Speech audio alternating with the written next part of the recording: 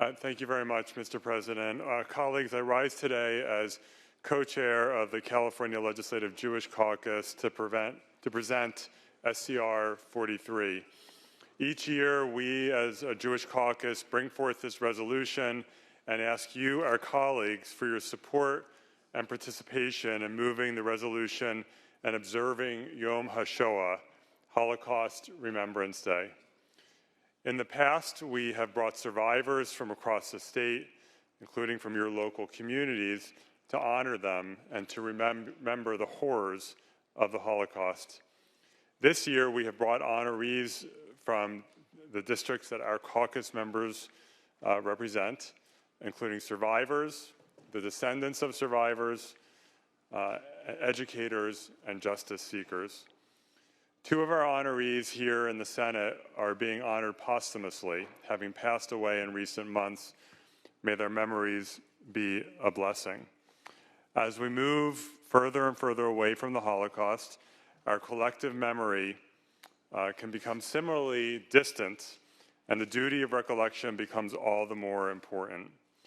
We do not remember to relive a trauma. We take on this sacred duty to ensure that never again will a community, a people, any people, be subjected to the same kind of treatment, prejudice, and extreme brutality that Jews suffered during the Holocaust. The Holocaust refers to the 6 million Jews who were exterminated in Europe. But we also honor the millions of Roma, disabled individuals, LGBTQ people, along with prisoners of war and political prisoners who suffered under Nazi rule and in concentration camps and lost their lives. Poland was the home to the largest Jewish population anywhere other than the United States before the Nazi invasion. 3.3 million Jews, 10% of Poland's population.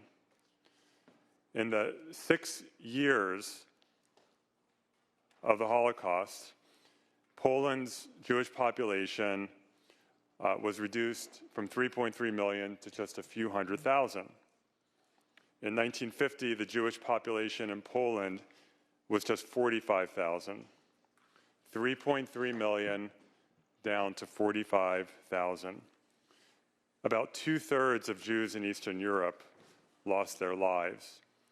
In Lithuania, where part of my family came from, fortunately, my family was able to leave and flee the pogroms about a little over 100 years ago, and so I am here today, otherwise I would not be. In Lithuania, about 85% of the Jewish population was exterminated. In Czechoslovakia, 73% of the Jewish population was exterminated. In Germany, 70% of Jews were exterminated. In Hungary, 61% of Jews were exterminated. In Latvia, 75% of Jews were exterminated. In the Netherlands, 73% of Jews were exterminated. In the Soviet Union, 44% of Jews were exterminated. I could go on, but I think you see my point. Beyond the deaths and the sheer numbers, which are unimaginable, were the horrors of the concentration camps. The daily cruelty that was suffered by the victims in these concentration camps at the hands of Nazis for amusement.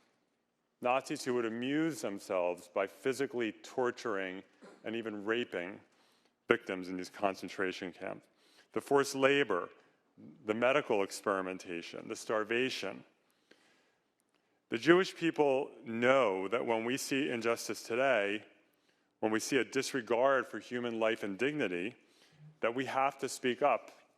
And it's not a coincidence that the Jewish community does speak up, because we know what happens when people don't speak up, how quickly it can come off the tracks, and then people start to die en masse. Today, we are seeing a startling rise in anti-Semitism here in the US and in other parts of the world. The statements that we all see online and elsewhere of just sheer anti-Semitism that 5 or 10 years ago we weren't seeing. They're emboldened to attack our community. We see a rise in bigotry and in violence directed towards our community. We honor those who were lost and those who we don't even know who they are.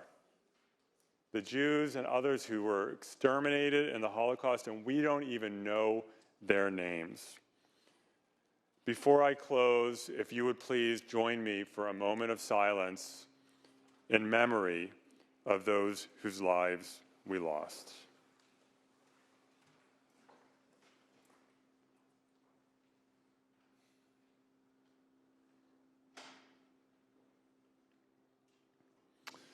Thank you, colleagues. May their memory be a blessing.